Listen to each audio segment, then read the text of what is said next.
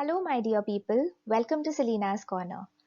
Today, let's discuss MCQs based on second year course 203. This video has MCQs formulated on Unit 3 as well as Unit 4, Inclusive School and Teacher's Role in Inclusive School. Okay, so let's begin. Question 1. Complete the definition given by Roos and Florian. Inclusive schools are diverse problem-solving organizations with a common mission that emphasizes dash. Option A, learning for only disabled children. Option B, learning for all special education needs children. Option C, inclusion of all special education needs children. Or option D, learning for all students. So now I think we have emphasized on this point multiple times that inclusive school emphasizes on learning of all students. Doesn't matter the gender, the ethnicity, whether they are able, disabled, doesn't matter. These schools are not only for special education or disabled children, but it's for each and everyone, all children. On the same point, another question can be formulated, that is, effective models of inclusive education benefits whom does it benefit? Okay, students with disability, students without disability, students with special needs, or all students? It is designed in a way that it benefits all the students. Okay, option D. Question 3. What are the benefits of an inclusive school? Option A, more teachers. Option B, variety of teaching approaches. Option C, positive understanding of self and others. And option D, all of the above. So the correct answer is all of the above.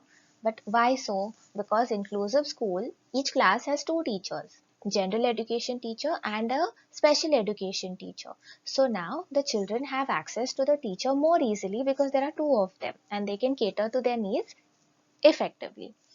Second point is variety of teaching approaches are used in an inclusive school because they are catering to the needs of multiple and various kinds of children.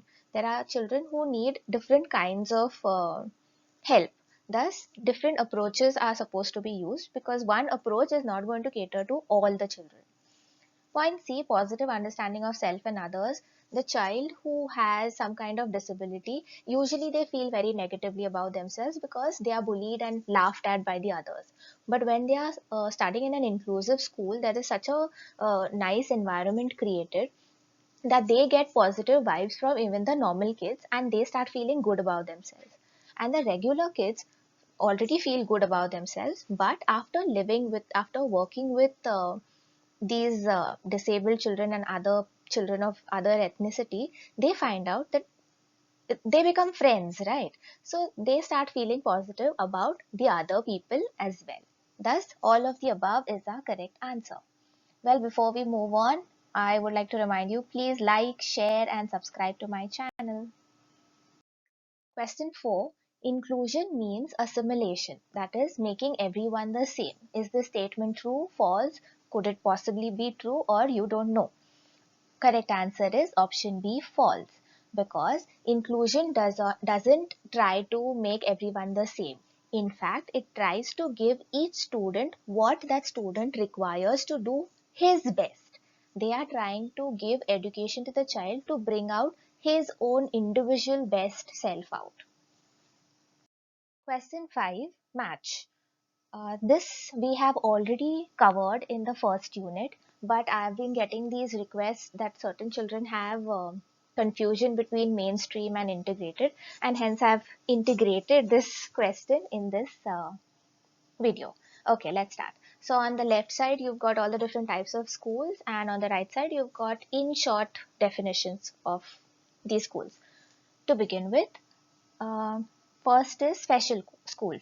What does a special school cater to? It caters to children with special needs. This one is clear, everybody has understood this. Next is, what is mainstream school? Mainstream school is a regular school and regular children attend these schools. Yes, I know there's a confusion in this, I will solve it. Just remember, a mainstream school is a regular, normal, abled school, as in the children are abled. Okay. Next, integrated school. Integrated school is a regular school in which special needs children are integrated. Here the school does not change at all. Maybe a little up and down they can do, like for example, one example is given in your note saying that in an integrated school, if everybody is studying the names of the states along with their capitals, these special needs children can be given a little leeway by saying that you learn only the names of the states, don't learn the capitals. So that is the only difference that can be done, but not much. Okay. And the last one is inclusive school, which you know by now that it is for all children. Now, the confusion that is created is because in many places they have mentioned mainstream as though it is integrated. They are not saying that. What they are saying is in a mainstream, when special needs children are integrated, it's called mainstreaming. It becomes a verb, right? Now, mainstream, the noun, becomes a verb when you call it mainstreaming.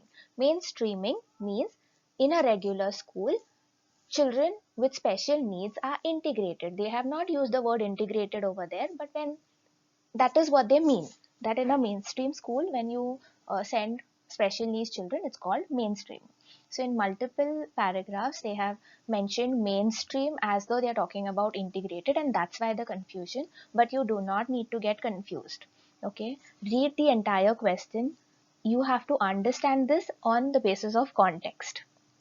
Okay, these four things are absolutely clear. Special school for special children, mainstream school for regular children, integrated is a regular school with mainstream with special needs children integrated in it, and inclusive school will be for all kinds of children. Yeah, so our correct answer will be 3, 1. Okay, option number C, 3, 1, 2, and 4. Question 6. An inclusive school has grown out of which model of disability? Moral model, scientific model, medical model, or identity model? Remember the models of disability? Alright. So, inclusive school, it says that the problem is not with the kid. Correct? That's why they are including all the children. They say we have to cater to their needs. We have to create an environment that will suit all kinds of children. Hence, we even give them training in different approaches so that whichever approach suits whichever child, he can learn from that. So, what do you think? Which model have they grown out from? It is option number B, scientific model, because even scientific model says the same, that the problem is not with the person, it's with the society. What the society has created is not useful for them because they have created it according to the abled people's body, not according to the disabled people's body. So that's that. Question 7. An inclusive school focuses on dash. Attendance of children in school, inclusion of children in school, quality of learning in school, or teaching regular syllabus to all. Now, even though inclusive school tries to teach regular syllabus to all, it does not focus on the child being able to grasp the entire syllabus. Their main aim is that each and every student should be able to do his best. That means he gets quality education which will enhance his life. Correct. Taking the example from the previous slide of the children learning names of the state and their capitals, in an inclusive school, if the child is capable of learning only about his own state and the capital of his own state, he will be asked to learn only that, and special needs teacher will come up with certain activities which will help him to learn that. Right. He will not be forced to learn the entire regular syllabus. Thus, quality of learning in school is what is focused on in an inclusive school. Question 8. Students in an inclusive classroom are placed with their dash, chronological peers, functional peers, cross-functional peers, or biological age peers. So what is biological age? The rate at which your body ages. It can be different from your chronological age. That is just like how many years you've lived on earth or anywhere. Okay. Option B, that is functional peers, is your functional ability. What are you able to do or unable to do? So they are not grouped according to their ability, nor are they grouped in a cross-functional group. They are always grouped in a chronological peer group. Question 9. Qualities of an inclusive education teacher. Option A, calm. Option B, intuitive. Option C, optimistic. Or option D, all of the above. Correct answer is all of the above. Because an inclusive education teacher needs to be really calm, and only then she'll be able to take proper decisions in order to cater to the kids. She needs to be intuitive. Why? Because in a regular classroom, the children are able to communicate what they want and what they need. Correct. Even if they're feeling shy or there's some language issue, you can always find ways to talk to them and find out what they need. But in an inclusive classroom, if the teacher is dealing with a special needs child, those children are sometimes not capable also to understand what they need. It is the teacher's intuition that will let her know that this particular child needs certain things for him to learn at an optimum level, and then she can provide it. That's the intuition. And point C is optimistic. If the teacher herself or himself is pessimistic, I'm sure the class, whether regular or mainstream or inclusive, I'm sure the children are going to feel really pessimistic and negative. Already for special needs children, it is really difficult to learn. So when he fails, he has no hope left. If the teacher is optimistic, she can transfer this hope to him and make sure that he feels positive about himself and tries to learn again, even though he is failing. Question 10. As a teacher in an inclusive school, what would you do when facing negative comments or personal quips by students? Option A. Get worried and question your teaching skills. Option B. Explain to the students to never speak to the teacher that way. Option C. Keep calm for then. Go home and cry it out. Option D. Develop an impervious attitude to it. Now here we are talking about comments given by students who have special needs. Okay, these children are already poor at socializing. The reason being they don't know when to say what and how to say it.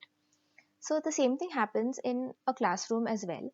These children are trying things out and they're frustrated, they are unable to do things, and sometimes in that they say things which are hurtful or disrespectful, or sometimes they don't mean certain things but they say it because they don't understand the right thing or the wrong things. And if we are overly sensitive and we start crying over it or start questioning our teaching ability, we are never going to be able to help those children. So in an inclusive school, the teacher needs to be really strong, develop a thick skin, and have an impervious attitude to such comments and personal quips, because she should understand that it is not a personal attack on her, but it is just that the child doesn't know what he is saying and how it affects the other person. So I would say that our answer is option D. Question 11. Plan your lessons and stick to it under all circumstances. Give your opinion. Option A correct, option B wrong, option C okay, option D I don't know. Correct answer is wrong, because it's an important thing that the teacher does is keep her lesson plans flexible. So especially in an inclusive school, if she realizes that the students are not ready to learn and they require something else right now, she needs to let go of a lesson plan, complete grab the attention of the child by doing some other activity, and then go ahead about teaching. Because in an inclusive school, what is more important? It is the quality of learning and not just completing the syllabus. All right. Question 12. The four modalities are. What are modalities? They are these means or modes in which something exists, or it can be experienced or expressed through these modes. Okay, so let's find out. Option A, is it scientific, medical, moral, and identity? Option B, visual, auditory, kinesthetic, tactile. Option C, sight, hearing, touch, smell. Or option D, none of the above. It is definitely not option A because those are models of disability. It's not option C because these are all senses, and it's not none of the above. It is option B, visual, auditory, kinesthetic, and tactile. Question 13. Which style needs to be used to present information? Now they say that the different learning styles have a connection with the four modalities. So certain people prefer a certain style because they are visual learners or they are auditory learners and so on. But it is also said that this is more of a preference and not a rigid style. Okay, so coming back to the question, which which style should we use to present information to the kids? Should it be visual, auditory, kinesthetic, or all of the above?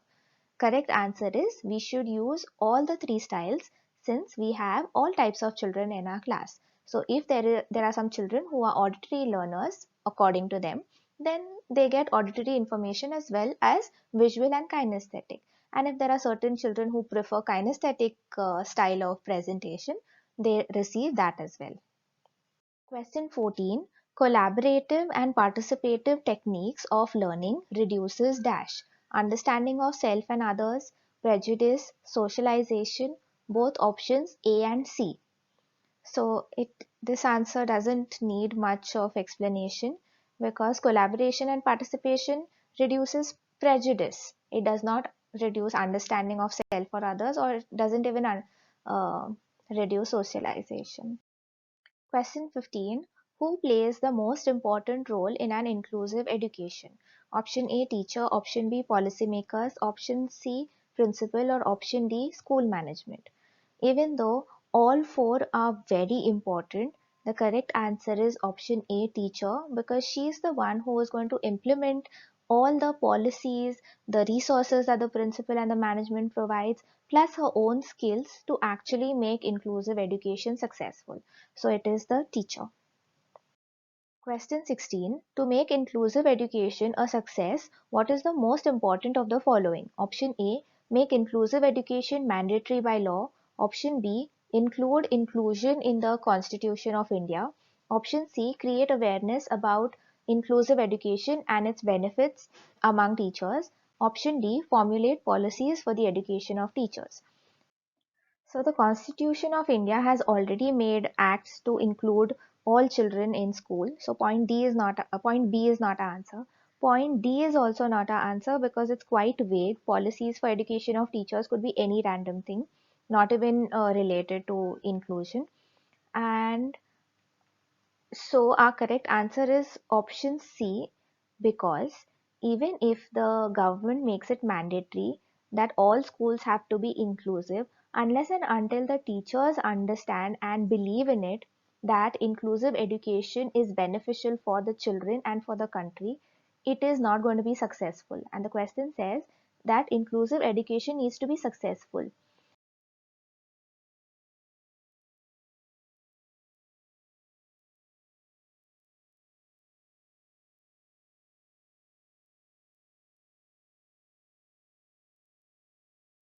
Question 17. What is pull-out technique? Pulling children out of trouble-causing situations. Option B. Taking children out of the class for special or added instruction. Option C. Pulling children out of the class as a mode of punishment. Or option D. Taking children out of the school environment for tours and picnics, etc. Correct answer is option B. Taking the children out for special or added instruction out of the class. Question 18. What does assistive technology do? Option A. It decreases students' isolation. Option B. It assists the student in understanding technology. Option C. It helps the teacher to maintain discipline. Or option D. It helps the teacher to plan lessons. Correct answer is it decreases students' isolation. So all these technology tools, they are made in such a way that if there is a student who has suppose a problem with reading, so this technology, one of the tools, will read the text for him out loud. So the child can hear and he can understand the matter. So this is one of the assistive technology. So this child now is no longer isolated. He is not the only one who doesn't understand what is happening in the class. He is not the only one who is not able to read. Even though he didn't read it, he has understood what was given in the text. So there are about 14 assistive technology tools that they've mentioned in your notes.